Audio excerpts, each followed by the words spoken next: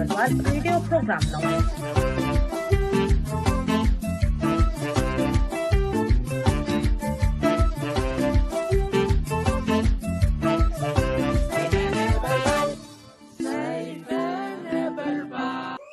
ሰላም ጤና ይስጥልኝ የተከበራችሁ የሰይፈ ነበልባል ራዲዮ አድማጮች እንዲሁም ተመልካቾቻችን እንደምሰነበታችሁ እንደምንከረማችሁ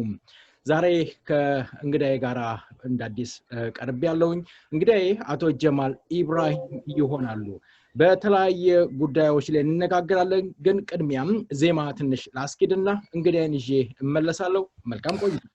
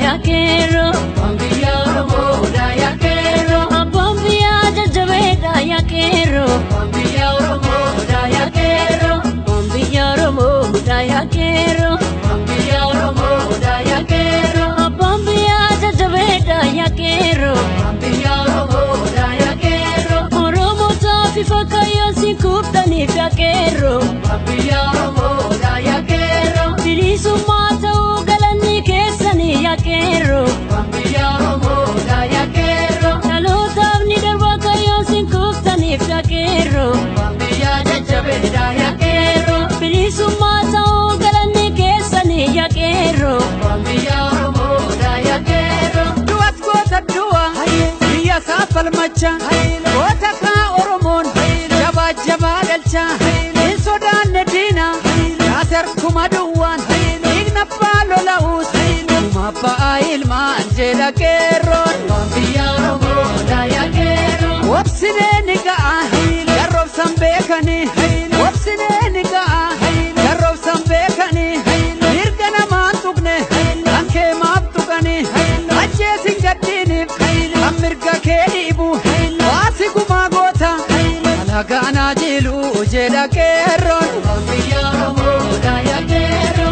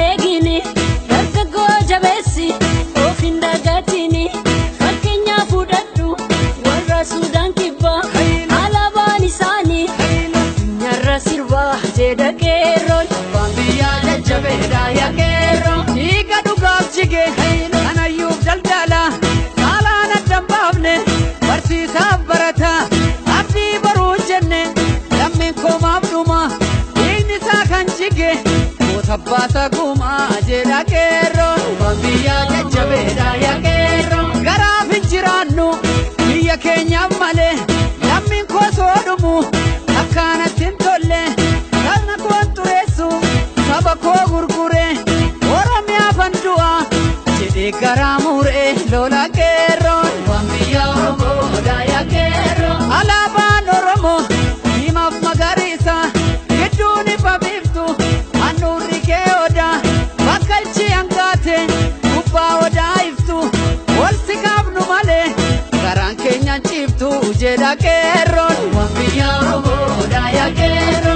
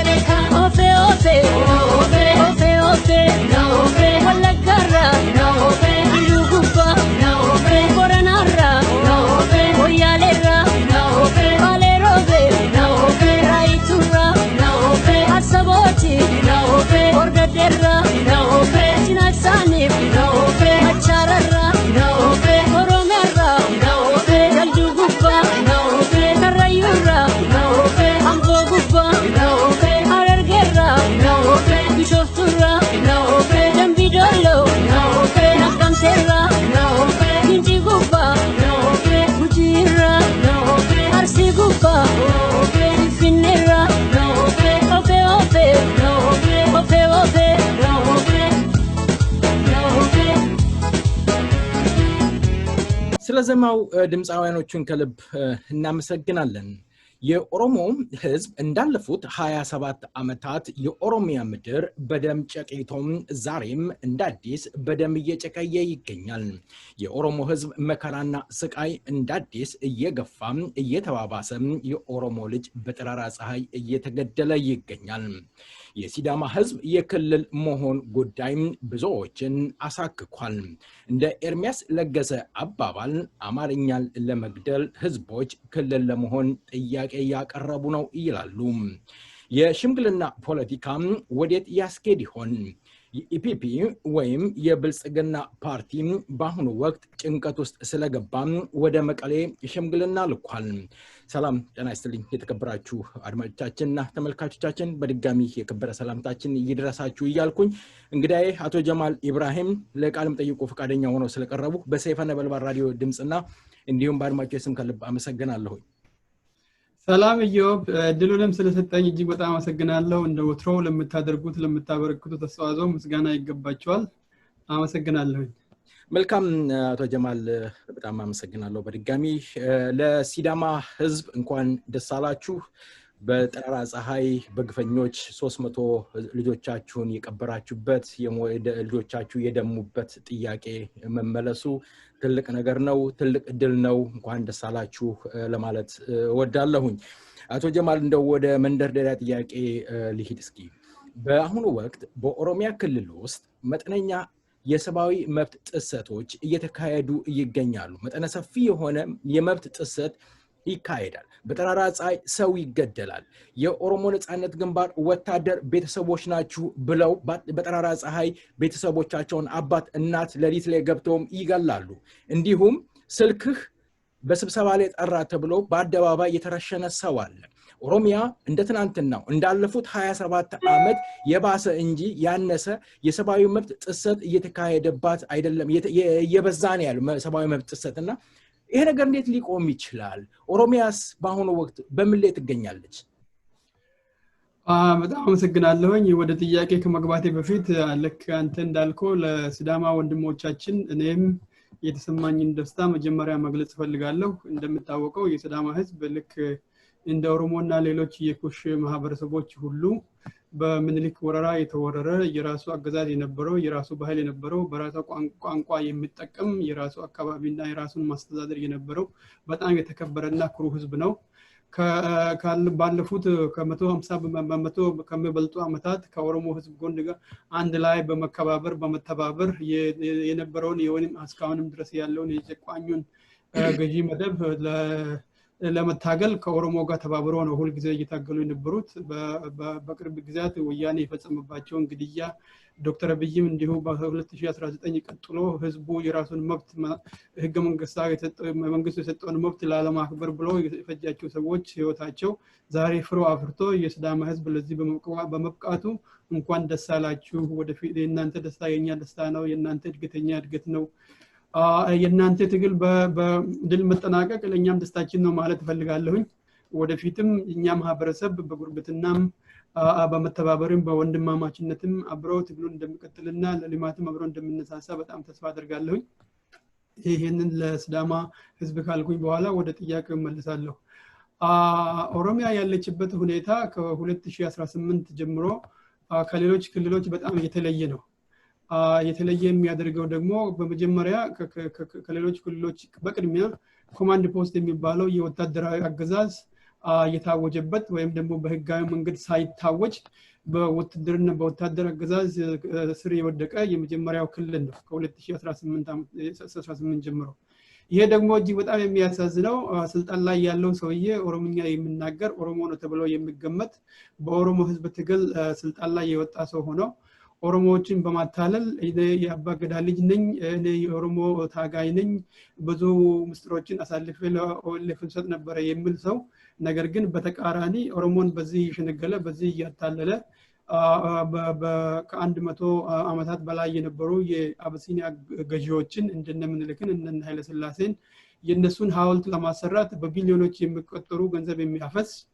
የህፃናቶችን ነፍስ እየቀጠፈ አትክልት ተተክልላቸዋለሁ የሚል የወደፊት ማህበረሰቡን እያዳየ የሚሄድ ማደግ የነበረባቸውን ህፃናቶች እየቀጠፈ ቤተሰቦችን እየገደለ ሽማግሌዎች ሳይቀሩ ሴቶች ሳይቀሩ እናትና ልጅ አንድ ላይ በጉልበት እያስገደዱ እየደፈሩ ኦሮሞን ከመኖርበት ቀዬው በማፈናቀል ላይ ያነጣጠረ ኢንተርኔት እና ሌሎች የኮሙኒኬሽን አገልግሎቶችን ቆርጦ በምዕራብ ኦሮሚያ በጅማ በቦረና እና በጉጂ አካባቢ ጨፍጨፋ ሲያካሂድ ነበር አሁን አስፋፍቶ መሃል ኦሮሚያ ሐረርጌ ባሌ አርሲ ሁሉ አዳርሷል ሉባቦራ ሁሉ አዳርሷል ወሎ ከ300 ዓመት በላይ ሲጨፈጨ የነበረ ህዝብ ነው ዛሬም ድረስ የጨፍጨፋው ቀጥሏል አንዱ በፌደራል መንግስት የሚደረገው ጭፍጨፋ ነው ሁለተኛው ደግሞ በአማራ ክልል የሚደረገው ጭፍጨፋ ነው የኦሮሞ ህዝብ ባለፉት 2 ዓመታት ከሌላው ቦታ የባሰ ኦሮሞ ብቻ ላይ ያነጣጠረ በአብዛኛው ማለት ይቻላል ግድያ ያለበት አካባቢ ነው አሁን ህዝቡ በቅቶታል መሰለኝ በቅርብ ጊዜ በጣም ትልቅ ንቅናቄ ያለ ዶክተር አብይ መንግስት በኦሮሞ ተተፍቷል በኦሮሞ ምንም ልታቀፍ አልቻለም በጣም ትላልቅ ምልክቶች የሰው መግደል ብቻም ሳይሆን መንግስቱ ደግሞ ሙሉ በሙሉ በነፍጠኞች የተያዘ ስለሆነ ኦሮሞን አንገሽግሾታል ከፕራይም ሚኒስተሩ ጀምሮ የፕራይም ሚኒስተሩ ተከታይ ነፍጠኛ ነው የብልጥግና ፓርቲ ጸሐፊ ነፍጠኛ ነው የአገሩ ፕሬዝዳንት ነፍጠኛ ነው የአገሩ የአቃቤ ህግ ነፍጠኛ ነው ከአቃቤ በላይ የሱፕሪም ኮርት ኃላፊ ነፍጠኛ ነው የኤሌክሽን ኮሚሽነር ነፍጠኛ ነው የፖሊስ ኮሚሽነር ነፍጠኛ ነው የውጭ ጉዳይ ሚኒስትር ነፍጠኛ ነው የአገር ውስጥ ደህንነት ነፍጠኛ ነው እንዲሁም ደግሞ የወታደሮቹ ታማጆር ጀነራል ነፍጠኛ ነው እነዚህ ጠቅላላ ሙሉ በሙሉ የአገሪቷ የፖለቲካ ስልጣኖች በነፍጠኛ የተያዙ እንዲሁም የኢኮኖሚ ሴክተሮች የሚባሉ በጣም ተላልቆቹ እንደ ቴሌና ኤልፓ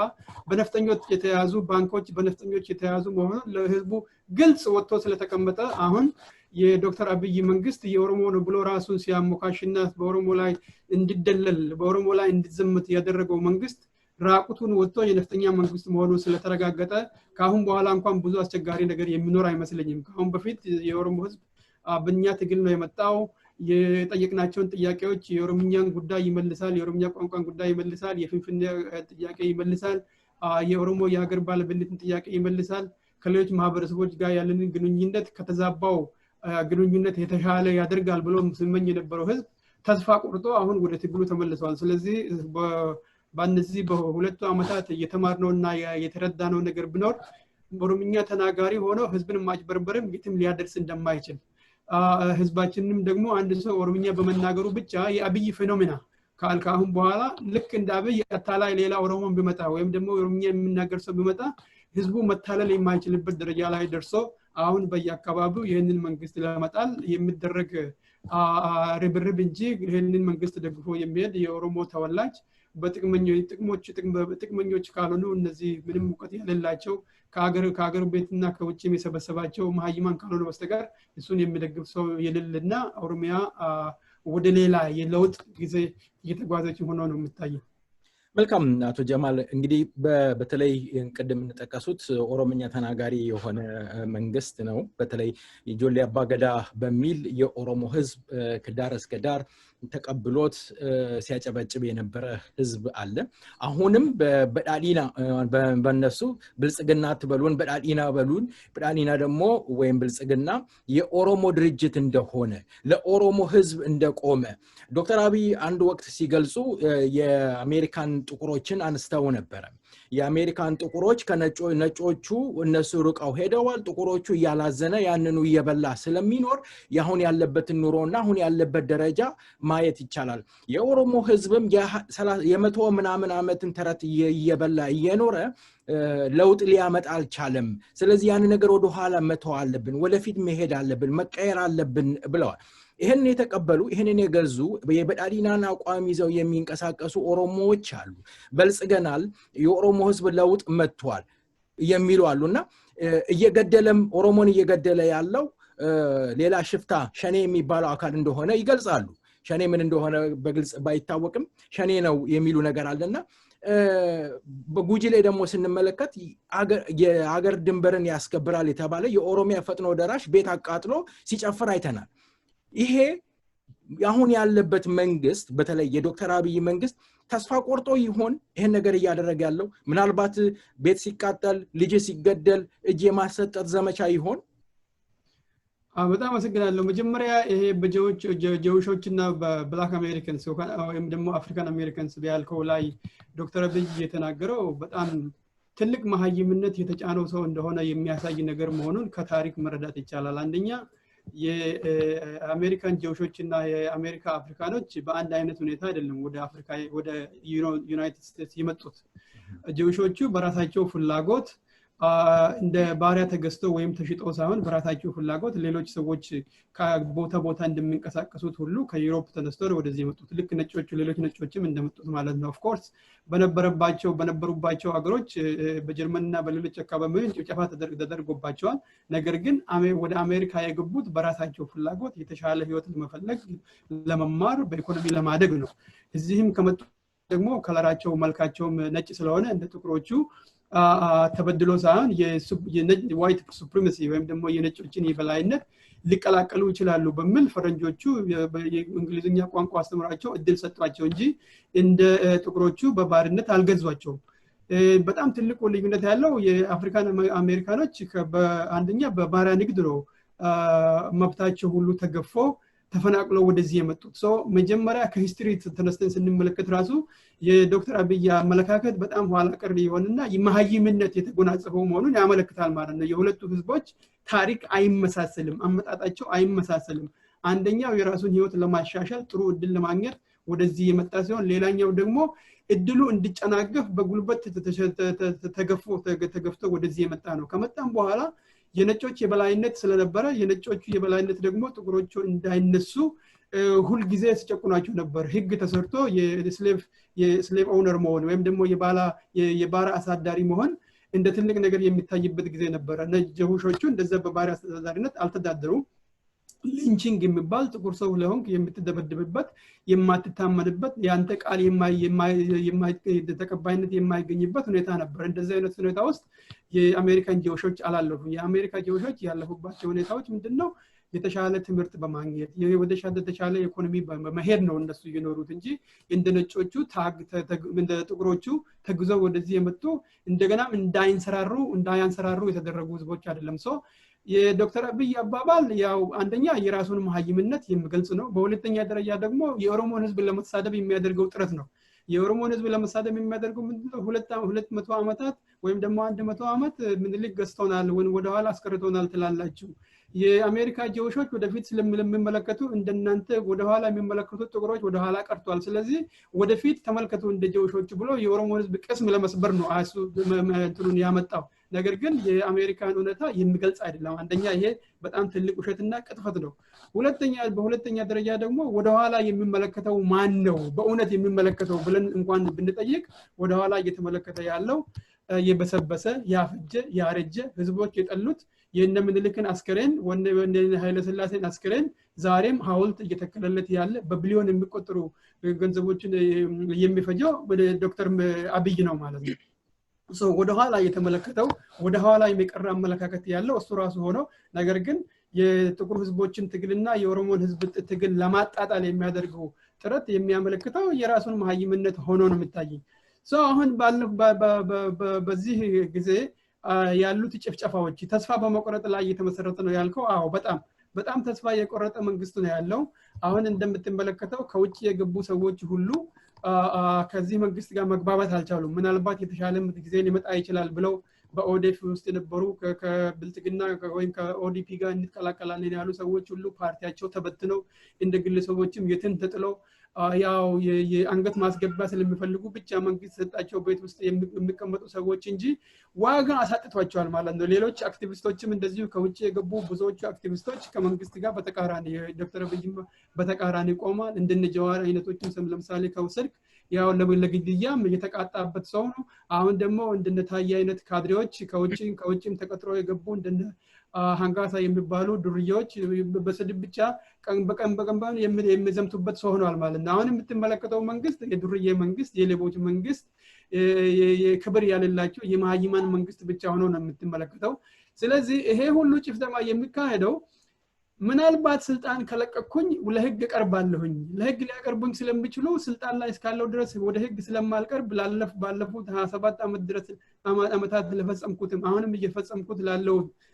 ስልጣን ላይ እስካለሁኝ ድረስ ፍርድ ቤት አልቀርብም የሚል አመለካከት ስላለ ጭፍጨፋውን ቀጥሎበታል ማለት ነው አሁን ኢትዮጵያ ውስጥ የተለመደውና በጣም ሊቀየር ያልቻለው ነገር ምንድነው ዶክተር አብይ ካሁን በፊት ወደ ስልጣን ሲመጣ መግደል መሸነፍ ነው መግደል ኃጢያት ነው ብሎ ሲል የነበረው ሰውዬ ላለፉት 2 ዓመታት ቀደም እንዳልኩት በኮማንድ ፖስት ኦሮሚያ ውስጥ ሰዎችን እየገደለ ነው እየኖረ ያለው መግደል ብቻም ሳይሆን ደግሞ ከራሱ ግድያ አልፎ ተርፎ ለጅብ እየሰጠ የኦሮሞን ሬሳ እያበላ ነው ያለው በጉጂ አካባቢ በቦረና አካባቢ የሰው ቤቶችን እያቃጠለ ልጆችን እና እናቶችን አንድ ላይ እየደፈረ ህፃናቶችን እየገደለ ሽማግሌዎችን እንትን እያለ ነው ያለው ማለት ነው ስለዚህ አሁን ያለው መንግስት ተስፋ በመቆረጡ በተለይም ደግሞ ከኦሮሞ ጭንቅላት ውስጥ በመውጣት እና አጫሉ አሁን በቅርብ ጊዜ ያደረጉትን ኢንተርቪው በጨረፍታ አይቼዋለሁ ቅርብ ጊዜ በጣም ግልጽ ይወጣል ብዬ ገምታለሁ የኦሮሞ አርቲስቶች በጥቅምና በመሬት በመደለል እገዛለሁ ብሎ የነበረው ነገር ሁሉ ካሽፎበት አሁን እጅግ በጣም ተስፋ በመቆረጥ ኦሮሞን ለ1000 ዓመታት አንበረክካለሁ የሚል በጣም ደፋር መሐይም ሆኖ ወደፊት መጥቷል ማለት ነው ዶክተር አብይ ኦሮሞን እንኳን ለ1000 ዓመት ሊያንበረክክ ቀርቶ ለ2 ሳምንት ሊያንበረክክ የማይችል ሰው ነው ምክንያቱም እስከ አፍንጫው ታጥቆ የነበረውን የወያኔን መንግስት የሱ የበላይና አዛዦች የነበሩትን ሰዎች የኦሮሞ ህዝብ በጥቂት ወራት ውስጥ ነው የፈነገላቸው የዶክተር አብይ ደግሞ 2 ሳምንትም ለኦሮሞ ህዝብ አይፈጅም 2-3 ቀን ይበቃዋል ቀሩ ከተነሳበት ይሄ ሁሉ አሁን የሚደረገው ጭፍጨፋ ተስፋ ከመቁረጥ የተነሳ ነው ተስፋ መቁረጡ ደግሞ ወደ እንትኑ ትግሉ ወደ ኋላም አይጎትተውም ምክንያቱም ተስፋ በመቁረጥ እነሱ ቤት ሲያቃጥሉ ሰው ሲገሉ ህዝቡ ደግሞ ሲያንገሸግሸው ልክ እንደ ወያኔ ዘመን የቋቅ እስክሎ ድረስ ህዝቡን ሲበድሉት ህዝቡ ሙሉ በሙሉ ይነሳና የሚታጠቀውን በትጥቅ ያለ ትጥቅ የሚታገለውም ያለ ትጥቅ ህዝቡ በመንግስቱን ለባጭር ጊዜ ውስጥ እንደምቀይረው ነው እኔ የምታየኝ ማለት ነው አሁን ባለው ሁኔታ መልካም አቶ ጀማል ባንድ ወቅት ይሄ ኢትዮ 360 የሰቦኑማ ኦሮሞማን ዶክተር አብይ እንደሰባበረ ገልጸዋል እውነት ሰቦኑማ ተሰባብሯል ሰቦኑማ ከተሰባበረ የኦሮሞ ህዝብ አከተመለት ማለት ይሆን በእነሱ አገላለጽ ሰቦኑማ ማለት ይሄ ትንክተኝነት ጠባብ የሚባለው ነገር ነው እና የዶክተር አብይ ሰባብሮት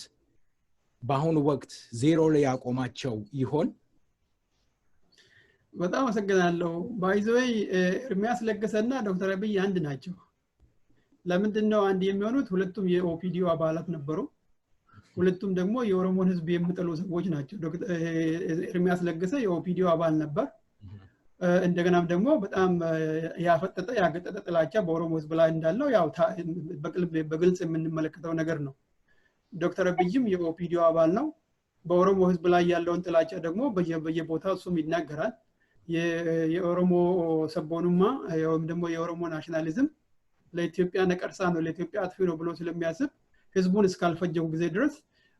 ኢትዮጵያ ላኖራት አልችልም የሚል አይነት አመለካከት ያለው ሰው ነው።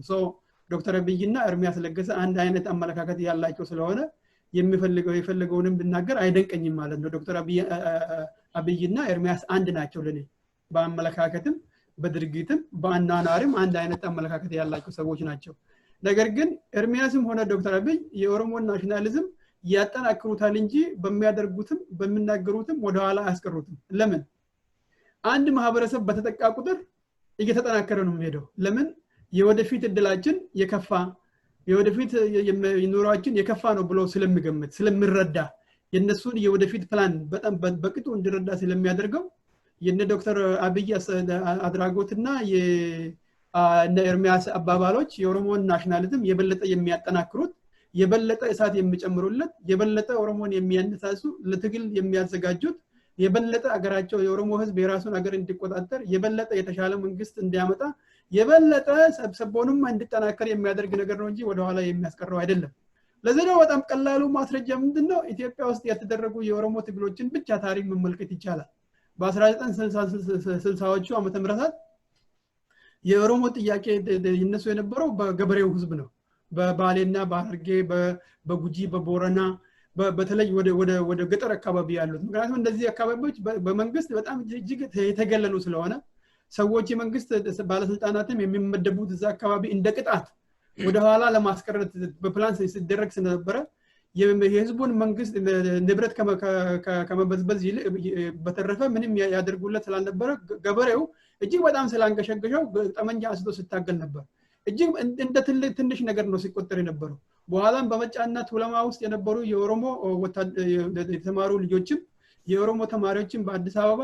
ኢትዮጵያዊ ማን ነው ብሎ እነብሳ ሲጠይቁ እነ ኃይለ ማርያም ገመዳ በመጫ ቱለማ ውስጥ ሲታገሉ እነ ጀነራል ታደሰ ብሩ የኦሮሞን ህዝብ ሲቀላቀሉ ከመንግስት የመንግስትን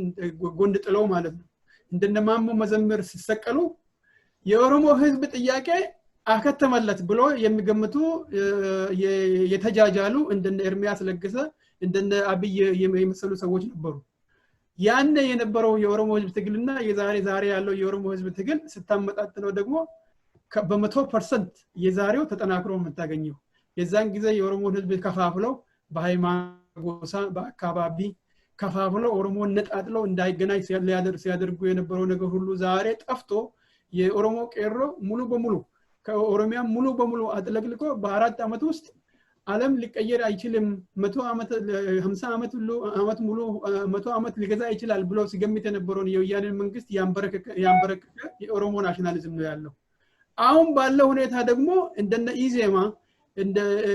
ኤርሚያስ ለገሰ የሚደግፉት ድርጅት እንደማለት ነው። ሌሎችም ደግሞ ተመሳሳይ አመለካከት ያላቸው ድርጅቶች በኦሮሚያ ውስጥ መንቀሳቀስ የማይችሉበት ደረጃ ሁሉ ላይ ደርሷል። ምክንያቱም የኦሮሞ ናሽናሊዝም ለኦሮሞ ህዝብ ጥቅም ያላልቆመ ድርጅት ድጋፍ ስለማይሰጠው ድንቀሳቀሱ ባዶ ቤት ይዞ ከመቀመጥ ውጪ ሌላ ምንም እድል ስላልላቸው አዳማም ሄደው ፍንፍኔም ሄደው ሌሎች የኦሮሚያ ከተሞችም ሄደው ተቀባይነትና የሚሰማቸውም ስላልለ ከህዝቡ ጭንቅላትም ከህዝቡ አእምሮም ከህዝቡ አመለካከትም ውጪ የሆነው ሆምለስ ፖለቲከኞች ተብሏል ማለት ነው። ዛሬ ቤዝ ያለላቸው በአማራ አካባቢም ቢሄዱ የአማራ ብሔርተኝነት የተፋቸው በኦሮሚያ አካባቢ ሄዱ የኦሮሞ ብሔርተኝነት የተፋቸው ትግራይ ቢሄዱ የትግራይ ብሔርተኝነት የተፋቸው በሌሎች የኢትዮጵያ ማህበረሰቦች አካባቢም ቢሄዱ የማህበረሰቦቹ የአመለካከት የተፋቸው ቤት አልባ ፖለቲከኞች ሆነዋል። የነሱ ድምጽ የሚሰማው እዚሁ ኢንተርኔት ላይ እንጂ ከዛ ይባስ አይደለም። ስለዚህ አይደንቀኝም ተስፋ መቆረጥ እንደነሱ ተስፋ የቆረጥ የሚመስላቸው የኦሮሞን ህዝብ ትግል ምንነት ያልተረዱ በጣም ብዙ ሰዎች እንዳሉ ነው የምሰማኝ እና እነሱም ራሳቸው ይናገራሉ። የኦሮሞ ህዝብና የሌሎች ማህበረሰቦች ትግል ይህን እዚህ ደረጃ ላይ ሲደርስ እጅግ በጣም ተስፋ የሚያስቆርጥ ነው እንዴት ነው ኢትዮጵያኖች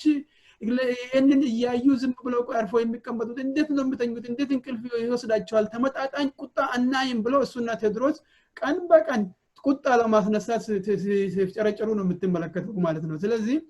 ይህ የሞተ አስተሳሰብ የሌሎች ማህበረሰቦችን የማንነት ጥያቄ የአገር ባለቤትነት ጥያቄ የእኩልነት ጥያቄ የፍትህ ጥያቄ ወደ ኋላ ሊያስቀር አይችልም በእውነት ላይ የተመሰረተ ስለሆነ ማለት ነው እነሱ ከአማራውና ከተሳሳተ በጣም ጥቂት ከሆኑ ሰዎች ገንዘብ ለማግኘት የኦሮሞን ትግል ሰብረናል የሲዳማ ትግል ተሰብሯል የወላይታ ተሰብሯል የኦጋዴኑ ተሰብሯል የአፋሩ ተሰብሯል የትግራይ ህዝብ ትግል ተሰብሯል ብሎ የሚሉት ያው ገንዘብ ለማግኘት ነው በዚህ ነው የምትተዳደሩት ከዛ የተረፈ ሌላ ሊያወጡት የሚችሉት ነገርም የለም እንደምትመለከተው እንግዲህ እነሱ ሲዘምቱበት የነበረው የሲዳማ ህዝብም የራሱ ድል በራሱ ወደዛ እንደው ከምልመጣ ነው አጠር ያለ በአንድ ደቂቃ ውስጥ እንዲመልሱልኝ የምፈልገው ነገር አለ በተለይ እና አሁን እርሶ የሚሉት ይሄ ቤት አልባ ፖለቲከኛ ከዚህ በፊትም በይሄ ኦሮሚያ የኦሮሞፎቢያ ያላቸው ሰዎች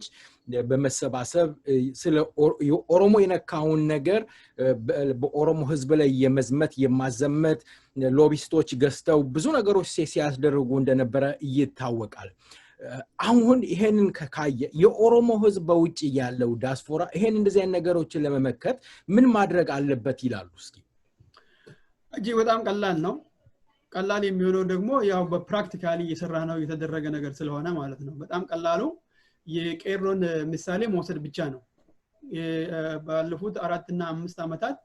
የቄሮ ትግል ለድል ሊበቃ ይቻለው እጅግ በጣም ቀላል በሆነ ሲስተም ነው ሲስተሙ ደግሞ ምንድነው የኦሮሞን አንድነት መጠበቅ ብቻ ነው ኦሮሞ አንድነቱን ከጠበቀ ባለመናገር ብቻ ሊያሸንፍ የሚችል ህዝብ ነው ባለመናገር እንኳን ተናግሮ ማለት ነው የቤቱ ተቀምጦ ሊያሸንፍ የሚችል ህዝብ ነው ገበያ ባለመውጣት ሊያሸንፍ የሚችል ህዝብ ነው ገበያ ላይ እቃዎችን ባለመሸጥ ሊያሸንፍ የሚችል ህዝብ ነው እንደዚህ አሁን በተልባ ፖለቲከኞች የሚቆራሩት እኛ አዲስ አበባዎች ነን አዲስ አይደንቲቲ ለመፍጠር ማለት ነው አዲስ አበባ የሚባል አይደንቲቲ የለም ነገር ግን አዲስ አበባ የሚባል አይደንቲቲ አዲስ እንፈጥራለን ብለው የአዲስ አበባ ተወላጆች ስለሆነን አዲስ አበባ የሚባል አዲስ አይደንቲቲ ፈጥረን እንቀሳቀሳለን የሚሉ አይነት ሰዎች ናቸው አዲስ አበባ ውስጥ ያለው ህዝብ ማህበረሰብ በጠቅላላ አይደንቲቲ ያለው አማራ ነው ጉራጌ ነው ትግሬ ነው ኦሮሞ ነው ወላይታ ነው አይደንቲቲ ያለው ማህበረሰብ የለም አዲስ አበባ ውስጥ እነዚህኞቹ ግን ለራሳቸው የሚያደርጉት የፖለቲካ አቅጣጫ ስለጠፋቸው አዲስ አበባ የሚል አዲስ አይደንቲቲ ፈጥረን እሱ ደግሞ ለሰልፍ ዲተርሚኔሽን ልክ እንደ ኦሮሚያ ልክ እንደ ሲዳማ ሰልፍ ዲተርሚኔሽን ይጠይቅ የሚሉ አይነት ሰዎች ናቸው እዛ ውስጥ ያሉ ማህበረሰቦች በመጀመሪያ አንድ አይነት ውህድ አይደሉም በጣም የሚቃዩ ሰዎች ናቸው ማለት ነው ወደ ጠየቀኝ ሳያይዘው አሁን የሚደረገው የነሱ ትግል በጣም ተስፋ በመቁረጥ ላይ ያለ ሁኔታ ነው ያለው ቅድም እንዳልኩት እንደ ኢዜማ ያሉ ድርጅቶች የአማራ ክልል አካባቢ ሄደው ተቀባይነት ያጡበት ፍንፍኔ ውስጥም ባላደራስ የሚባለው ድርጅት ራሱ ሰሚና ተቀባይ አጥቶ አሁን የሱ እንትንም ያው ተሰብስቦ የሚያላዝኑበት ሁኔታ ላይ ነው ያለው ኤርሚያስ ለገሰም ውጪ ባለበት ጊዜ አንደኛ መዳኛችን ይሄ የአዲስ አበባ ምንድነው የሚባለው አዳኝ ነው ምንድነው የሚባለው የሆነ መንግስት እናመጣለን የኛ ንጉስ ደግሞ እስክንድር ነጋ ይባላል የሚለው አይነት ሰዎች ናቸው ያ ሁሉ ፈርሷል ምክንያቱም እውነት ላይ የተመረኮዘ ነገር አይደለም የአዲስ አበባ ባለቤት የኦሮሞ ህዝብ መሆኑን ታሪክም ፍንፍኔም ራሷ ከተማም ራሷ ትናገራለች እዛ አካባቢ ያሉ ማህበረሰቦችን ፍንፍኔ ውስጥ ያሉ የሚኖሩ ነዋሪዎችም የኦሮሞ መሆኑን በግልጽ ያውቃሉ ፍንፍኔ ሙሉ በሙሉ በዞሪያ ያሉት ኦሮሞዎች ናቸው ሌላ ማህበረሰብ አልተፈረም እየተፈናቀለ ከ80% በላይ ያለው የአዲስ አበባ ውስጥ ዛሬ የሰፈረበት አካባቢ ያለው ኦሮሞ ህዝብ እንደሆነ ይታወቃል አሁን ለኛ በጣም እጅግ በጣም ቀላሉ መንገድ ለኦሮሞ ድል ለመብቃት አንደኛ መተባበር ነው መስማት ነው ማለት ነው መስማማት ነው ውጪ ያለው የኦሮሞ ህዝብ ባለፉት 2 አመታት በአብይ ሸፍጥ በአብይ ተንኮል እኔ የአባገዳ ልጅ ነኝ እኔ የኦሮሞን ጥያቄ መልሳለሁ እኔ እንደዚህ አደርጋለሁ ብሎ ቃል በመግባቱ በጣም ብዙ ኦሮሞዎች ተታለዋል ይሄ ሰውዬ በቲፒኤልኤፍ ቅጥረኛ እንደነበረ ለ27 ዓመታት ሙሉ የኦሮሞን ናሽናሊስቶች ሲያስገድል የነበረ የኦሮሞን ባለሀብቶች ሲያስገድሉ የነበሩ የኦሮሞን አዋቂዎች ሲያስገድል የነበረ እንደነበረ የኦሮሞን ሽማግሌዎች የኦሮሞን ሼኪዎች የኦሮሞን ቄሶች የኦሮሞን ህፃናቶች ሲያስገድል የነበረ ሰላይ የሰላዩ መረብ ቁንጮ እንደነበረ ህዝባችን ያውቀዋል ነገር ግን ይቅርታ ከጠየቀን ይቅርታ እናደርግልታለን የሚል አይነት ሐሳብ ስለነበረ ለ2 ዓመት ህዝቡን ለመካፈል ችሎ ነበር አሁን ደግሞ በአካሄዱ ሙሉ በሙሉ ግልጽ የወጣ የነፍጠኛና የቤት አልበኞቹ ፖለቲከኛ መናሃሪያ ሆኖ ስለታየ አስተሳሰቡ ኦሮሞ ሙሉ በሙሉ ይሄንን ጥሎታል ሶ እንደነ ኤርሚያስ ለገሰ ያሉት ሰዎች ካሁን በኋላ በኦሮሞ ማህበረሰብ ውስጥ መንቀሳቀስ የማይችሉበት ደረጃ እየደረሰ ነው ያለው ምክንያቱም የሚሰማቸው ሰው የለም ሰሚ ስላጡ በኦሮሚያም በአፋርም በሲዳማም በትግራይም በወላይታም በሌሎች አካባቢ በአማራም ምንም የሚሰማቸው ስላልለ እዚሁ ዲስኩር እያደረጉ ነው ያሉት ሰው የኛ በጣም ቀላሉ መንገድ ምንድነው ውጪ ያለውና ከውጪ ያለውና ከሀገር ቤት ያለው እንዲያያዝ ነው አሁን ትልቁ ትግላችን ውጪ ያለው ተባብሮ አንድ ላይ ከቆመ ከሀገር ቤት ያለውን ትግል ደግሞ ከደገፈ በአጭር ጊዜ ውስጥ የኦሮሞ ህዝብ ትግል በመንፈልገው መንገድ በድል ወደ መጠናቀቅ እየደረሰ ነው ብዬ ነው መለከተው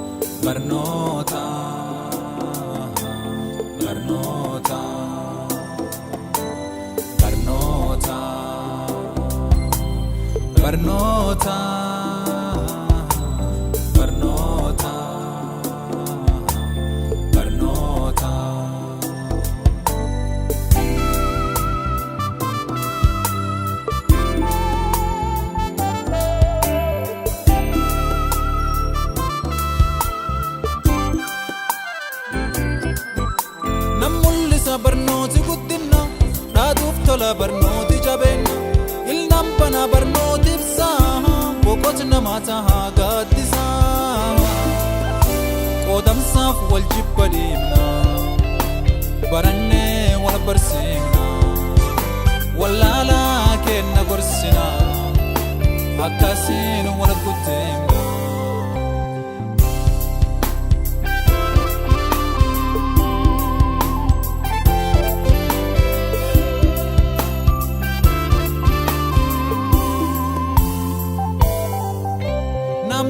baratu sammu ballifata karoora baafate borii fi haala mijjeeffata barnooti waan dansa hundee jireenyaati namiyyeessaa fuudhee ol kaase mul'isa baasa ulfinnaatti abbootiin teennammoo guddoo fi wallaalte barnoota birreeffatte irraa qolloonfatte dubartiin ammattiif ayyoon barnoota dhabde loonte garnam dhabaaf abboo warraatti suwallala wallaan sirreeffanna doofumma balleessuu fi qabsoo jabeeffanna suwallala wallaan sirreeffanna doofumma balleessuu fi qabsoo jabeeffanna nam mul'isa barnooti guddina dhaadhuuf tola barnooti jabeenya ilnaan bana barnootiif saa boqochi namaa tahaa gaaddisaa qoodamsaaf wal jibba deemna barannee wal barsiifna wallaalaa kenna gorsina akkasiin wal gutteemna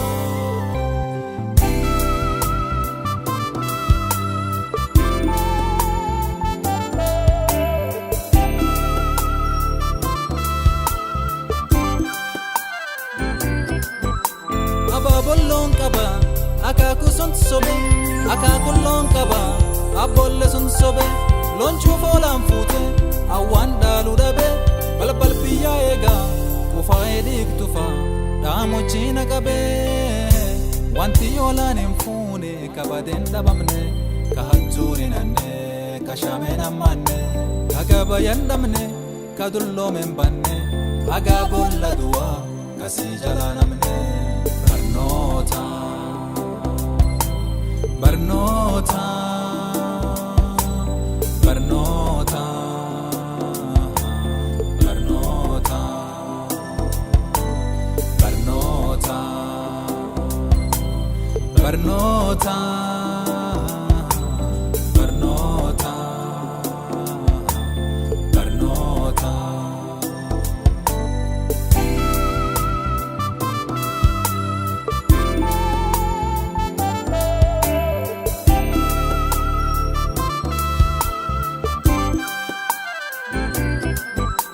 ayyar bararsiisuun qilleensir bararuuni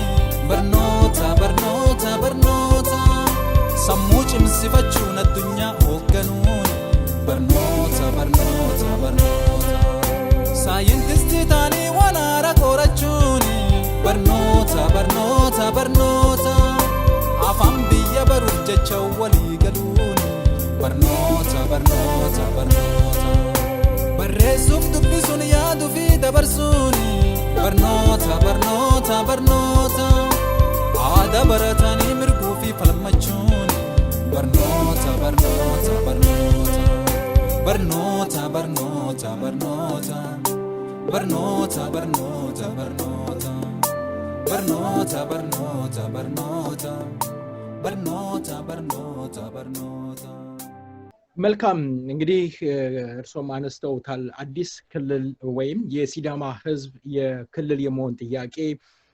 ተረጋግጦለታል 10ኛ ክልል ሆኗል አሁንም ይሄ የኢትዮ 360 ቴሌቪዥን ጣቢያም ትናንትና በዚህ ላይ ሰፋ ያለ ውይይት ሲያደርጉ ነበር አንድ ብሔር ራሴን አስተዳድራለሁ ካለ አንድ ክልል ራሴን አስተዳድራለሁ ካለ ለኢትዮጵያ ህዝብ ወይም ኢትዮጵያን የሚጎዳበት ለኢትዮጵያ ጠንቅ የሚሆንበት ምኑ ጋር ነው እንደው እውነት ኢትዮጵያን ይጎዳል ኢትዮጵያኖች አልተስማማንበትም ኢትዮጵያኖች የሚባሉትስ የትኞቹ ናቸው ኢትዮጵያኖች ሲዳማ ክልል ሆኗል ኦሮሞ ክልል ነው አፋር እንደዛው ነውና ህዝቦች የራሳቸውን ማስተዳደራቸው በራሳቸው በቋንቋቸው መማራቸው መዳኘታቸው ምንድነው ችግሩ አቶ ኤርሚያስ ያነሳው አማርኛን ለመግደል ነው የሚል ነገር አለ እንዴት ነው አማርኛ ሊሞት የሚችለው ሲዳማ ክልል ስለሆነ አማርኛ ይሞታል ማለት ነው ለምንስ አማርኛ ተመረጠ አማርኛ የሚሞተው የቋንቋው ባለቤት መናገር ሲያቆም ነው አማርኛ ደግሞ ባለቤት አለው ስለዚህ የቋንቋው ባለቤት መናገር እስካልቆመ ድረስ እስካልሞተ ድረስ በህይወቱ እስካለ ድረስ አማርኛ አይሞትም አንድ ሁለተኛ ደግሞ አማርኛ እንድኖር ብሎ ሌሎች ማህበረሰቦች የራሳቸውን ቋንቋ መግደል የለባቸው ለምሳሌ የሲዳማ ማህበረሰብ ለአማርኛ መኖር ብሎ የሲዳምኛን ቋንቋ መግደል ያለበት አይመስለኝም ሰው የኤርሚያስ ትልቅ ውስጥ ያለው ምንድነው ሌላውን ለማኖር ራስህን ግደል የሚል አይነት አመለካከት ነው ያለው ሰው አማርኛን ለማኖር ብሎ የሲዳማ ህዝብ ራሱን አይገልም አማርኛን ለማኖር ብሎ የኦሮሞ ህዝብ ራሱን ቋንቋ አይገልም ራሱንም አይገልም የትግራይ ህዝብ ራሱን አይገልም የኦጋዴን ህዝብ ወይም ደግሞ ሶማሌ ህዝብ ራሱን አይገልም የአፋር ህዝብ ራሱን አይገልም በጣም ትልቁ ችግር ያለው ምንድነው ኢትዮጵያ ውስጥ እስካሁን የነበረው አገዛዝ ወይም ደግሞ እስካሁን ያለው አመለካከት የአማራ የበላይነት ስላለበት አማርኛ በላይነቱን ያጣል ሌሎች እነዚህ ሁሉ ማህበረሰቦች ካልተናገሩት የአሁን በፊት ሌሎች ማህበረሰቦችን በዚህ ቋንቋ ቢያንስ በዚህ ቋንቋ አስረን ስለያዝነው ስለንቦናውን ደግሞ በአማርኛ ስለቀረጽ ነው ምናልባት ከአማርኛ የበላይነት ስለልቦና ከተላቀቁ ነፃ ማህበረሰብ ሲሆኑ ከኛ ጋር ተወዳዳሪና ተፎካካሪ ስለሚሆኑ ልክ ነጮች አሁን በአለም ላይ እንደተቸገሩት ማለት ነው ሌሎች ማህበረሰቦች እያደጉ በመጡ ቁጥር ተፎካካሪና ተፎካካሪ ስለበዛባቸው ዓለምን ለብቻቸው መብላት እንደማይችሉት ሁሉ ኢትዮጵያ ውስጥም የአማራ የበላይነት ሲከሽፍ በዚህ አስተሳሰብ የተቀረጹ ሰዎች ሁሉ የበላይነታችን ያከትማል በኢኮኖሚ ያለን ጥቅም ይቀራል በሰርቪስ ኢኮኖሚ ያለን ጥቅም ይቀራል ምክንያቱም በአማርኛ ስለሚገለገል ሌሎች ማህበረሰቦች እኛ በዚህ ቋንቋ የተነሳ ብዙ የሰርቪስ አገልግሎቶችን ማግኘት እንችላለን በህክምና በትምህርት ቤቶች በንግዱ ዓለምም የተሻለ አገልግሎት ሊሰጠን የሚችለው እኛም የምንናገረው አማርኛ ነውና ኦሮምኛ ምናልባት ካደገ ስዳምኛ ካደገ ወላይትኛ ካደገ ትግርኛ ካደገ ሌሎች ማህበረሰቦች የሚጠቀሙ ከሆነ እኛ የምንችለው እቺን አማርኛ ብቻ ስለሆነ ሌሎች አካባቢ ሄደን ራሳችንን ካሁን በፊት ስንቀራመት እንደነበረው ማቀራመት አንችልም ይህ አድቫንቴጃችን ካሁን በፊት የነበረን የበላይነትና ለመቀራመት የሚያመቻች የቋንቋ አድሎ ይቀራል ስለዚህ የጥቅማችንን ከሱ ጋር ያከትማል ሌሎች ማህበረሰቦችን ተጠቃሚ ይሆኑ ይሄዳሉ የኛ የበላይነት በኢኮኖሚም በየእምነት ቤቶች ሁሉ ሳይቀር ማለት ነው ለምሳሌ በፕሮቴስታንት በካቶሊክ በሙስሊሙ በኦርቶዶክሱ ማህበረሰቡ በራሱ ቋንቋ ሲገለገል ከበላይ ያሉት ጥቅሙን የሚያገኙት ደግሞ ሌሎች በአማርኛ የሚገለገሉ ሰዎች ስለሆነ እነዚህ ቦታዎች ሁሉ የኛ የበላይነት ይቀራል የኛ የበላይነት እንድኖር እነሱ ራሳቸውን ማክሰም አለባቸው ራሳቸውን አክስመው አማርኛን እንደቆየ ራሳቸው ቋንቋ መቀበል አለባቸው የስዳምኛ መጥፋት አለበት ወላይትኛ መጥፋት አለበት ትግርኛ መጥፋት አለበት ኦሮምኛ መጥፋት አለበት ብሎ የሚያስቡ ሰዎች ስለሆነ የህዝቦችን መብት ለማክበር ሳይሆን የሚታገሉት የራሳቸውን የበላይነት ለማቆየት እድሜ ለመስጠት በተቻላቸው መጠን ልክ እንደ ዋይት ሱፕሪማሲ በአሜሪካ ውስጥ እንዳለው ጥቁሮችን እንደሚገሉ ሰዎች ሁሉ ኢትዮጵያ ውስጥም የአማራን የበላይነት የማይቀበል ሰው ሁሉ እንዲገደል የሱን ባህል የማይከተል ሁሉ እንዲገደል ቋንቋውን የሚናገር ሁሉ እንዲገደል የሚፈልጉ የሚመኙ በዚህም ደግሞ ዶክተር አብይ ዛሬ ተባባሪያችን ነው እንዴት ነው የስዳማን ህዝብ የሚለቀው ለራሱ ነፃ እንዲሆን የሚያደርገው እንዴት ነው የወላይታን ህዝብ ነፃ እንዲሆን የሚያደርገው እንዴት ነው ይሄ እንደዚህ አይነት እድል የሚሰጠው ለአማራ ይታገላል እያለ ያታለለ ለኢትዮጵያ ይታገላል እያለ ያታለለ ኢትዮጵያን ያፈራረሳት ነው ከአማራ የበላይነት ያላቀቃት ነው ከአማራ የተላቀቀው ነገር ሁሉ ኢትዮጵያን ያፈረሰው ነው በእነሱ ግምት ኢትዮጵያዊነት በእነሱ ግምት አማራነት ነው አማራ ካልሆንክ በስተቀር የአማርኛን ቋንቋ ካልተናገርክ በስተቀር አማራ የሚያምንበት እምነት ውስጥ ካልተከተትክ በስተቀር እነሱ የሚለብሱትን ልብስ ካልለበስክ በስተቀር እነሱ የሚበሉትን የምግብ አይነት ካልበላ በስተቀር ኢትዮጵያ አይደለም ጥቁርም ሆነ ኢትዮጵያ አይደለም ነጭም ሆነ ኢትዮጵያ አይደለም ኢትዮጵያዊ ዜግነት ነው ባይዘው ዘር አይደለም ለነሱ ግን ዘር ብቻ ነው ለኢትዮጵያዊ ዜግነት ሳይሆን የአማራን የበላይነት የምትቀበል አገር ካለ ብቻ ነው ኢትዮጵያን አለች የሚባለው በእነሱ አስተሳሰብ ስለዚህ ማህበረሰቦች ባደረጉት ትግል ከመቶ አመታት በላይ ተጨብጭፎ እንደዚህ አይነት ድል በሚያገኙበት ጊዜ በቃ ጠፍተናል ኢትዮጵያ ፈራርሳለች ብሎ የሚያለቅሱት የአማራ የበላይነትና እነሱ የለምዱት ቀረርቶ ለደሰኮር ስለማይችል በስዳማ አካባቢ በወላይታ አካባቢ ሌሎች ማህበረሰቦችም ያ ስለሚቀር ነው ይሄ ሁሉ ጩኸት ማለት ነው አሁን በቅርብ ጊዜ እንዳየው እንግዲህ ስዳማ ብቻ ሳይሆን ሌሎች ማህበረሰቦችም የራሳቸውን እድል ለመወሰን ቆርጦ ተነስተዋል ለምሳሌ የወላይታ ምክር ቤት እንዳለ ከደቡብ ምክር ቤት ወጥቷል ምክንያቱም እኛ ህግ መንግስቱ የሚፈቅድልን የራስን በራስ የመወሰን እድል ተጠቅመን የራሳችን ክልል መሆን ሲገባን የዶክተር አብይ መንግስት ያንን እድል ሊያከብርን ከማክበር ይልቅ እንደው ላልተወሰነ ጊዜ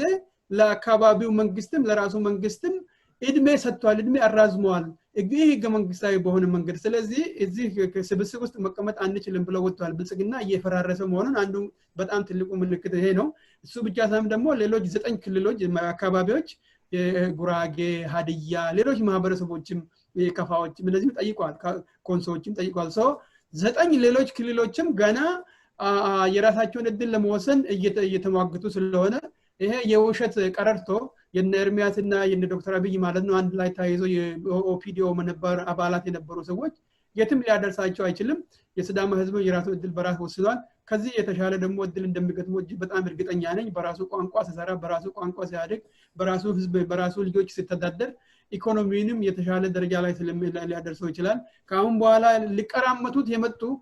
በአጼዎቹ ዘመን የሰፈሩትን ሁሉ ልክ እንደሚያስገባቸው እርግጠኛ ነኝ ሶ አይ ቲንክ ለተሻለ እድል ማህበረሰቦች እየመጣ ነው ብዬ ነው የምገምተው መልካም አቶ ጀማል እስኪ ወደ ሌላው ጥያቄ ሄዳለሁ የተከበራችሁ የሰይፈ ነበልባል ራዲዮ እየተከታተላችሁ ያላችሁት ይህ የእናንተው ድምጽ የሆነው የሰይፈ ነበልባል ራዲዮ ፕሮግራም ነው እየተመለከታችሁ ያላችሁት ሰይፍ ሬዲዮ ነው አቶ ጀማል እንግዲህ የሽምግልና ፖለቲካ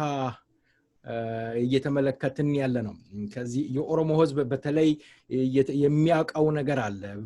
በሽምግልና ምክንያት እነማሞ መዘምር ተሰቅለዋል ብዙዎች የኦሮሞ ታጋዮች ህይወታቸውን ያጡት በሽምግልና ነው። አሁን በቅርቡ ደግሞ በዶክተር አብይ የአባገዳ እና የቴክኒክ ተብሎ የኦሮሞ ነጻነት ግንባር ወታደሮች ገብተው መርዝ በልተው ተዘርረው እንደነበረ ይታወቃል። አሁን ምናልባት ብልጽግና አጣብቂኝ ውስጥ ስለገባ ወደ መቀሌ ሽምግልና የላከው ምናልባት ከጀርባው ሌላ መርዝ ይኖረው ይሆን? እንደ ብልጽግና ፉከራ ልክ እናስገባቸዋለን ምርጫ ማካሄድ አትችሉም ሲሉ ነበር። ያ ሁሉ ፉከራ የት ሄዶ ነው በአሁኑ ወቅት ሽምግልና መላክስ ያስፈልገው? ላለፉት 27 እና 30 ዓመት ኃይሌም ይሁን አንድ ፕሮፌሰር እስቄል ማለት ፕሮፌሰር እስቄል ሳይሆኑ የጁሽ ሰውዬ እሳቸው ጋር ሆነው ኦነግን ለማስታረቅ ከቲፒኤልኤፍ ጋር ሙከራ ሲያደርጉ ነበረ። በድጋሚ አሁንም ደግሞ ኦነግንና ብልጽግና ለማስታረቅ ኃይሌ ገብረስላሴ እየተቀሩትም ሲሄዱ ነበረ። አሁን ደግሞ እንደ አዲስ ወደ መቀሌ ሄዷል። በሌላ አንፃር ኦሮሚያ ውስጥ ደም እየፈሰሰ ነው። እናት እየተገደለች ነው። ልጅ እየተገደለ ነው። ቤት እየተቃጠለ ነው። ወለጋ መሄድ አይኖርባቸውም ወይ ጉጂ ማከላዊ ኦሮሚያ ላይ ከፍተኛ ወንጀል እየተፈጸመ ነው። ቡራዩ ላይ ወንጀል እየተፈጸመ ነው ያለው። ወልመራ ወረዳ ላይ ወንጀል እየተፈጸመ ነው ያለው። እነዚህ ሽማግሌዎች አይናቸውን ሸብበው ወደ መቀሌ መሄዳቸው ምናልባት ችግር ይኖረው ይሆን ወይስ ልክ ለማስገባት ታስቦ ይሆን? በጣም አመሰግናለሁ። በመጀመሪያ የሽምግልና ያልከውና ሽምግልናና የፖለቲካን እንደተጠቀሙበት እንደማሳያ በኦሮሞ ህዝብ ላይ የደረሰውን አብዛኛውን ብዙ መናገር ይቻላል። እንደምታውቀው እንግዲህ ላለፉት 100 ዓመታት ኦሮሞ አብዛኛውን ሲበደል የነበረው በጣም ሽምግልና የሚወድ ማህበረሰብ ስለሆነ ለኦሮሞ ፒስ ሜኪንግ ወይም ደግሞ ሰላምን ማስፈን እጅግ በጣም ትልቅ ነገር ስለሆነ ዋጋ የሚሰጠው ስለሆነ ይሄንንም ደግሞ በሽምግልና ስለሚያደርገው የሱን ባህል ራሱን በህዝቡ ለመበደል የተጠቀሙባቸው ሁኔታዎች በጣም ብዙ ናቸው። ከጎበና ዳጨ ጊዜ ጀምሮ በጎበና ዳጨ ምኒልክን ይረዳ የነበረው ለሌሎች የኦሮሞ መሪዎች በሽምግልና እየተላከ ነው። በሰላም እጃችሁን ስጡ፣ ይሄ የተሻለ መንግስታችን ነው እየመጣ ያለው፣ እኔ ደግሞ ኦሮሞ ወንድማችሁ ስለሆንኩኝ የተሻለ ሁኔታ ላይ እንደርሳለን የሚለው በመሐከል እንደ ሽምግልና የሚላላከው ጎበና ዳጨ እና ሌሎች ኦሮሞዎች ነበሩ። በዚህ ሁኔታ ደግሞ ተባብረው የተታለሉ ብዙ ኦሮሞዎች በዛን ጊዜም ተጨብጭፏል። ከዛም ቀጥሎ ደግሞ ይሄ ነገር አያዋጣም በሰላምም ጎበና ያለው ነገር ትክክለኛ ስላልሆነ መታገል አለብን ብለው በኦሮሚያ ውስጥ ታገሉ ነበሩ። እንደና አርሲ ዛሬ አኖሌ የምንለው ቦታ በሽምግልና ነው የመጣው ነገሩ ማለት ነው። ህዝቡን አንድ ላይ በማሰባሰብ ካሁን በኋላ እርቅ ልናመጣ ነው ብለው በትግል ላይ ሳይሆን በውጊያ ላይ ሳይሆን እየተሰባሰቡን ህዝቡ ነው የጨፈጨፉት። 12000 በላይ ህዝብ በአንድ ቀን የጨፈጨፉት የና አኖሌ በሽምግልና በማታለል ነው ማለት ነው። ከዛም እዛ ላይም አልቆም እና ብሸ ገርባም የተበሉት በሽምግልና ነው። የራሱ ወንድምም እስከ መላክ ድረስ ደርሶ ማለት ነው። በኃይለ ሥላሴ ጊዜም ቅድም እንዳልከው እንደ ጀነራል ታደሰ ብሩን ሁሉ ቄስ እየላኩ እሱ አማኝ ስለሆነ ቄስ ከላክንበት ያው እጁን ይሰጣል በማለት በሽምግልና ነው እሱንም ይዞ ሲያንከራትቱ የነበሩት። እነ ማሞ መዘምርን በዛው ሁኔታ ነው። ኃይለ ማርያም ገመዳንም በዛው ሁኔታ ነው። ከዛ በኋላም እንደ ጀነራል ዋቆንም ሌሎች ሰዎችን ልኮባቸው ጀነራል ጃገማ ኬሎን ኦሮምኛ ተናጋሪ ስለሆነ አሁንም የኦሮምኛ ተናጋሪ ከላክንበት እጁን ይሰጣልና በሽምግልና እናስገባው ብሎ እና ኃይለ ሥላሴም ጀነራል ዋቆንም እጅ ያሰጡት በሽምግልና ነው። በ1991 ወደ ኦነግ አካባቢ ስትመጣ የኦሮሞን ሽማግሌዎች በሁለት በመክፈል የኦፒዲዮ ሽማግሌዎች የኦነግ ሽማግሌዎች በማለት ያንኑ ተመሳሳይ ሽምግልና ዲዛይን አድርጎ የኦሮሞ ሽማግሌዎችንም ከፋፍሎ አሁንም በሽምግልና ነው የኦሮሞን ህዝብ ያኮላሹት። በ2018ም ከተመለከተው ከ14 እስከ 8 በነበረው ጊዜ የአባገዳዎችንና ሌሎች የኦሮሞ ሽማግሌዎችን ቄሮቹን እንዲያበርዱላቸው ከትግሉ እንዲቆሙ ተማሪዎቹ እጃቸውን ሰብስበው እንዲቀመጡ አባቶችና ልጆችን በማጋጨት ማለት ነው በሽምግልና ስም ትግሉን ለማቀዝቀዝ ነው ሲሞከር የነበረው። አሁንም እስከ ዛሬም ድረስ የሚሞከረው ምንድነው? እስከ ወቦን ለማስፈታት ወይም ደግሞ የኦሮሞ ነጻነት ጦሩን ለማስፈታት በሽምግልና ነው ሲደረግ የነበረው። እነ ጃዋር የተሳተፉበት እነ በቀለ የተሳተፉበት አባገዳዎች የተሳተፉበት እጅ በማሰጠት መርዝ ለማስበላት የተሞከረው እንግዲህ በሽምግልና በማታለል ነው። አሁንም እስከ ዛሬ ድረስ አላቆመም ማለት ነው። ስለዚህ የኢትዮጵያ ፖለቲካና የኦሮሞ የሽምግልና ባህል እጅግ በጣም በተቃራኒ የቆሙ መሰረቱ ደግሞ የማታለያ መሳሪያ ሆኖ እያገለገለ ነው ያለው የኦሮሞ ሽምግልናን የሚያውቀው እውነትን ለማፈላለጊያ ነው እውነትን ለማዋጣጫ ነው ሰላምን ለማስከበሪያ ነው እንጂ የማታለያ ኢንስትሩመንት አድርጎ አይደለም የሚመለከተው የኢትዮጵያ ባህል ግን ሰውን ማመን ቀብሮ ነው የሚል አመለካከት ነው ያለው እስካልገደልከው ድረስ እስካልቀበርከው ድረስ በሽምግልና የሚፈታ ነገር አያምኑበትም እነሱ ራሳቸው ለማታለል ነው የህዝቡን ስነ ልቦና ስለሚያውቁ ሊያታልሉበት ብሎ ነው ማለት ነው ስለዚህ አንድም ጊዜ ኦሮሞን አምኖ አውቅም አንድም ጊዜ ለኦነግም ቆሞ አውቅም እስካልገደልን ድረስ በጦሩ እጁን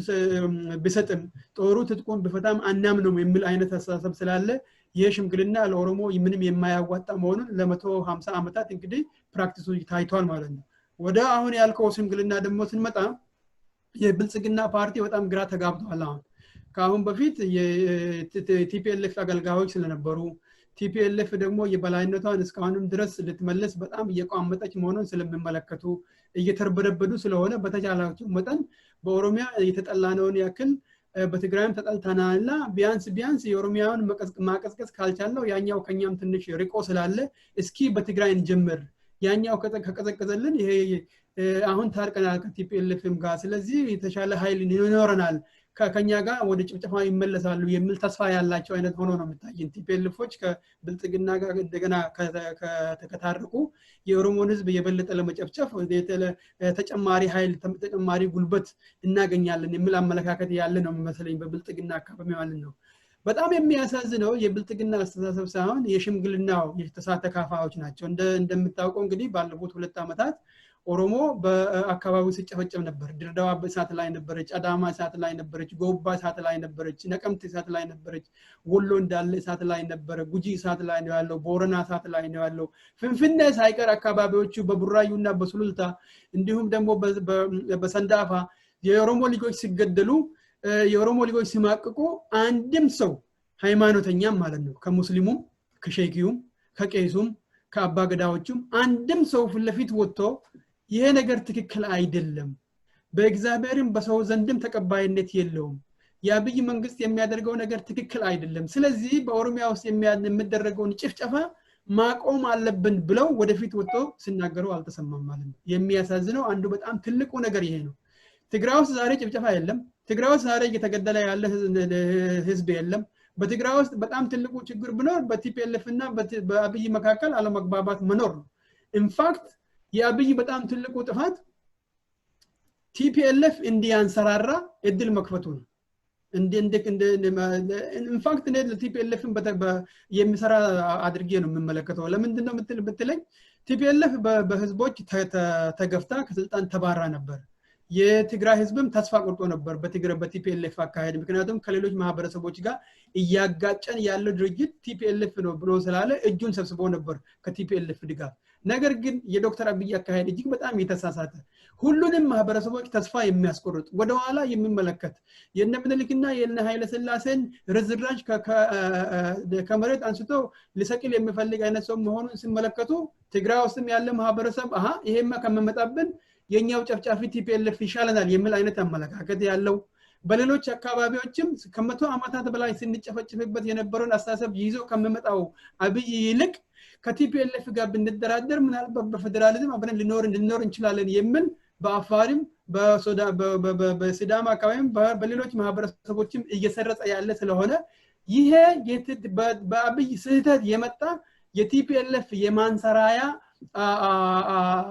መሳሪያ ሆኖ ነው የምመለከተው እጅግ በጣም የሚያሳዝነው እንግዲህ በዚህ ሁኔታ ውስጥ የአስታራቂዎቹ ማንነት እጅግ በጣም መጋለጡ ነው ለእውነት የቆሙ ሳይሆን ለህዝቦች እኩልነት የቆሙ ሳይሆን ለነፍስ መጥፋት የቆሙ ሳይሆን ግድያን ለመቃወም የቆሙ ሳይሆን ጥቅሞችን የፖለቲካ ጥቅሞችን ፈላጊ እንደሆኑና በሁለት በፖለቲካ ብቻ በመፎካከሩ ነገር ግን በመካከላቸው ጦርነት ባለለ የሎሌና የገዢ የነበሩ ቡድኖች መካከል ሰላም ለመፍጠር የሚንቀሳቀሱ የፖለቲካ አመለካከት የተቀራመታቸው መሪዎች ሆኖ ነው የሚታዩኝ የሃይማኖት መሪዎችም ሆኑ ሌሎች በገንዘብ በለጸግን የሚለው እንደነ ኃይሌ አይነቶችም ማለት ነው ስለዚህ እዛ ሀገር ውስጥ ህዝቦች እኩል እንዳልሆኑ የሰዎች ነፍስ እኩል እንዳልሆነ ቋንቋዎች እኩል እንዳልሆኑ ኢትዮጵያ ይበሉ እንጂ ኢትዮጵያዊነት ውሸት እንደሆነ የምትመለከተው በዚህ አድራጎት ነው ማለት ነው። የሃይማኖት መሪዎች ሳይቀሩ ለኦሮሞ ህዝብ ህይወት ምንም ዋጋ ሳይሰጡ ጦርነት ባለለበት ወታደር ባልሰፈረበት አካባቢ ሄደው ሰላም እናሰፍናለን የሚሉ ነገር ግን ጦርነት ባለበት ለሁለት ዓመት ሙሉ በወታደር ስር የሚገዛውን የኮማንድ ፖስት የሚገዛውን የሲዳማውንም የደቡቡንም ህዝብ የኦሮሞንም ህዝብ ሊያስታውሱ የማይፈልጉ የሃይማኖት መሪዎችና ባለሀብቶች መኖራቸውን ነው የምትመለከተው። ይሄ ደግሞ ለያንሰራራ ላለው የነፍጠኛው መንግስት ጠቃሚ ሊሆን ይችላል። እኛ ባለሀብቶች ነን፣ እኛ ነን ስልጣን ላይ ያለነው፣ አሁን ያለው መንግስት የኛ ነው የሚለው የዳንኤል ክብረትን አመለካከት የወሰዱ የሃይማኖት መሪዎችና ባለሀብቶች የተሰባሰቡበት ሆኖ ነው የሚታይ ማለት ነው። ለእውነት ያልቆሙ የምንልክን ራዕይ ወደፊት እንገፋለን ብለው ትግራይንም ካጠቃለልን የኛ ድል ወደፊት ሊንቀሳቀስ ይችላል የሚል አይነት አስተሳሰብ ያላቸው ሰዎች ሆኖ ነው የሚታይ። መልካም የመጨረሻ ጥያቄ ላድርገው አቶ ጀማል። እንግዲህ የትግራይ በአሁኑ ወቅት ምርጫ አካሂዳለሁ እያለች ነው ያለችው። ምርጫ ካላካሄድን ህገ መንግስቱ ተጥሷል፣ ህገ መንግስቱ ደግሞ መጣስ የለበትም የሚል ነው። እንደው ሻገር ብለውም ይሄ ፌደራሊዝምን እናስከብራለን የሚል ነገር ያነሳሉ። ላለፉት 27 ዓመታት ቲፒኤልኤፍ ማለት በኢህአዲግ ነው ሀገር የመራው። በኢህአዲግ ውስጥ ደግሞ ቲፒኤልኤፍ አንዱ አካል ነው። ቲፒኤልኤፍ ይሄንን ሳያደርግ ሲገድል ሲያስገድል እጅግ ሲቆርጥ እግር ሲቆርጥ የነበረ ፓርቲ ዛሬ እውነት ጠበቃ መሆን ይችላል? ፌደራሊስት ምንድነው የምርጫው ክልል ማድረግ ይችላል? ካደረገ ትግራይ ተገንጥላለች ማለት ነው። ቲፒኤልኤፍ እውነት ለፌደራሊዝም ጠበቃ መሆን ይችላል? ሞራል አለው ወይስ እየተዋወቀን የሚባለው ነገር ይሆን? በጣም አሰጋለሁ። አንደኛ ትግራይ ትገነጠላለች የሚለው ነገር በጣም ውሸት ነው። ሰዎች ይሄንን ሲናገሩ ሰማለሁ። ትግራዮች ጥቅማቸውን ያውቃሉ። ኢትዮጵያ ውስጥ ከቆየን የበለጠ ጥቅም እናገኛለን። ምክንያቱም ባለፈው 27 ዓመት ያካበትናቸው ንብረቶችም ፍንፍኔና አካባቢዋ ነው ያሉት። በሌሎች ማህበረሰቦች አካባቢ ነው ንብረቱ ያለን፣ ኢንዱስትሪያችን ያለው፣ የኛ ሀብታሞችም ያሉት። ስለዚህ ናሽናል ካፒታል ያስፈልገናል የትግራዮች ማለት ነው። እንደውም እንታችንም አብዛኛውን ንብረቱ ያለው በሌሎች አካባቢዎች ስለሚያውቁ ጥቅማቸውን ጥለው ይሄዳሉ የሚል ግምት የለኝም። የራስን ማሞኘት ነው። እንደዛ የሚያስቡ ሌሎች ማህበረሰቦች ካሉ በጣም የተታለሉ ሰዎች ናቸው። የፖለቲካ ስራ የሚሰራው በአጋጣሚ ሰው እንዳይሳሳት የምፈልገው ፖለቲክስ at the end of the day is about economics። ሌላ ምንም እንትን የለው። የፖለቲካ በዓለም ላይ የሚሰራው ፖለቲካ ጠቅላላ የመጨረሻ ግቡ የኢኮኖሚ ጥያቄ ነው ማለት ነው። ፖለቲክስ the end goal is just economics። ሌላ ማጭበርበሪያ ምንም አያስፈልግም። ስለዚህ ትግራዮች ከኢትዮጵያ ውስጥ የሚኖሩት ለራሳቸው ጥቅም የኢኮኖሚ ጥቅም እናገኛለን ካሉ ኢትዮጵያ ውስጥ ይኖራሉ። የኢኮኖሚ ጥቅም እናገኝም ካሉ ደግሞ ከኢትዮጵያ ይለያሉ። አሁን ባለው ሁኔታ ትግራዮች ከኢትዮጵያ የሚጠቀሙ እንጂ የሚጎዱ ሰዎች ሆነው አይታየኝም። ባለፉት 27 ዓመታትም ከዛ በፊት ደግሞ በነበሩት መንግስታት ከሌላኛው ማህበረሰብ የበለጠ እንደ አማራና እንደ ትግራይ የተጠቀመ ማህበረሰብ የለም። በቋንቋው የበላይነት ነበራቸው፣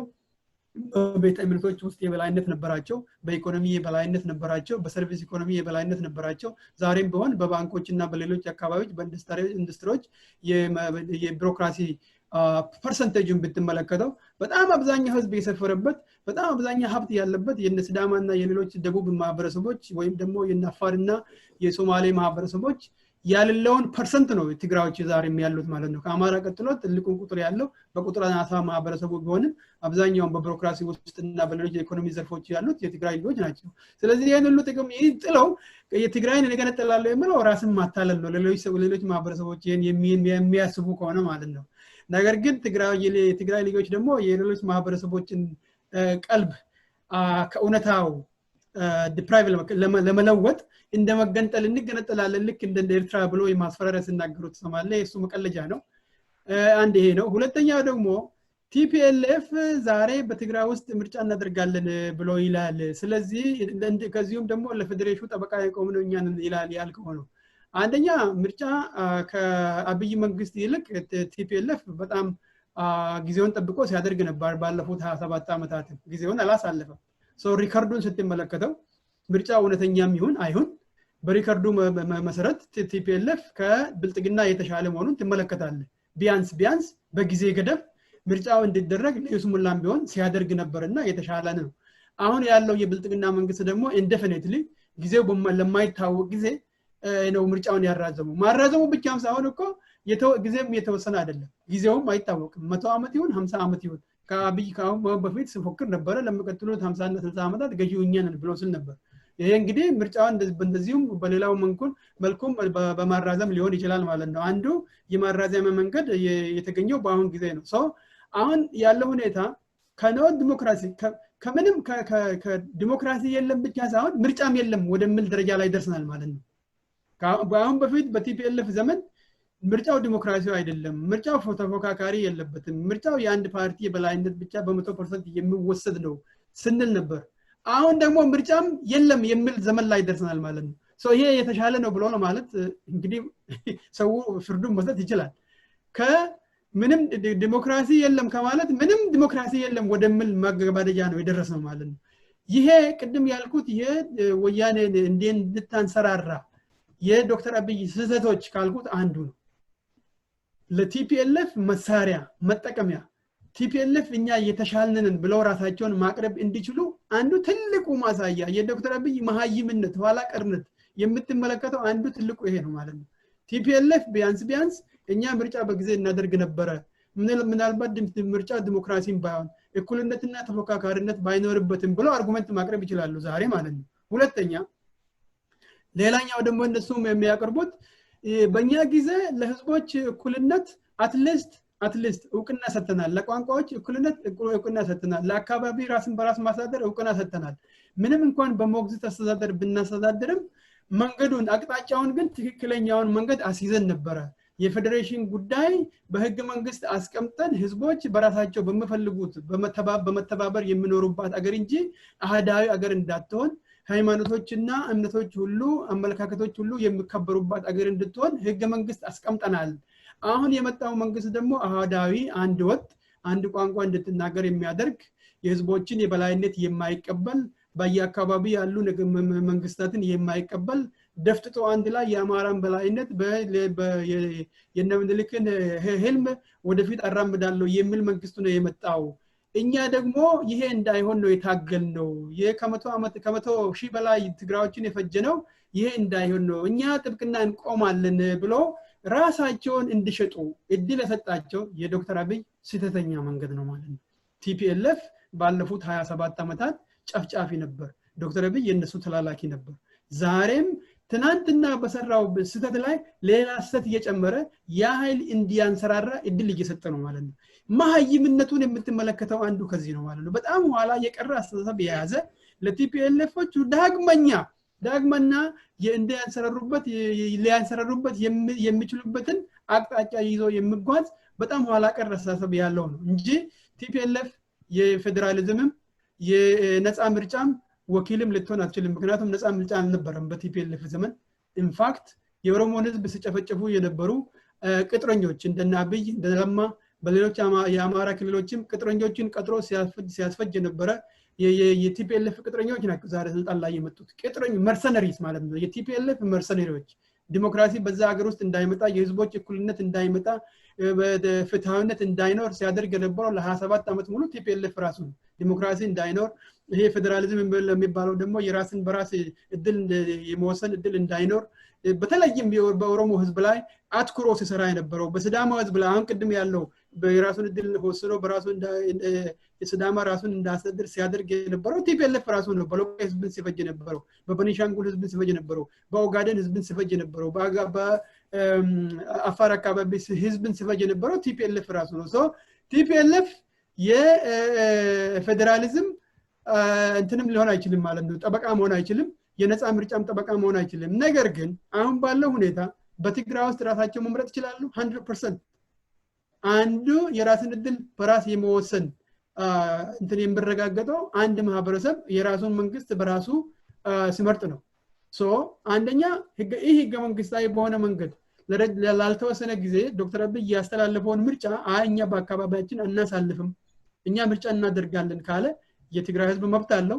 መልሶም ትግራይን ከመረጠ ህዝቡ ነው ወሳኙ የሌላም ድርጅትም የሚመርጥ ከሆነ ህዝቡ ነው ወሳኙ የትግራይ ህዝብ የመሳሳት መብት አለው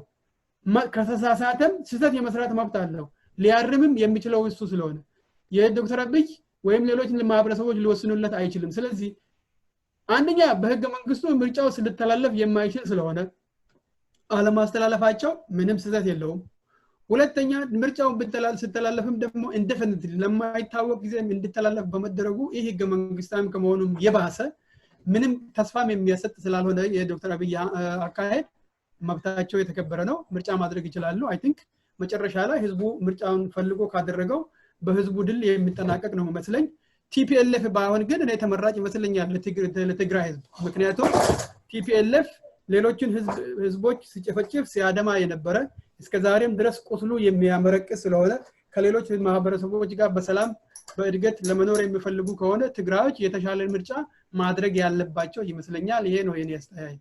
መልካም አቶ ጀማል ኢብራሂም ከሰይፈ ነበልባል ራዲዮ ጋር ስለነበሩት ቆይታ በአድማጮች ስምና እንዲሁም በተመልካቾቻችን ስም ከልብና መሰግናለን በሌላ ጊዜ ደግመን እንገናኛለን ለዛሬው እግዚአብሔር ይስጥልኝ አድማጮቻችን እና ተመልካቾቻችን እስካሁን ድረስ ስናስተናግዳችሁ የነበርነው ፕሮግራም በማቅረብ እኔ ዮባይሳ ፕሮግራም በመምራት በሪያለሙ ቴክኒሻናችን አስፋው ገመቹ አብረናችሁ ነበር እስከ ሳምንት መልካም ሳምንት ቸር ያሰማን ሰላም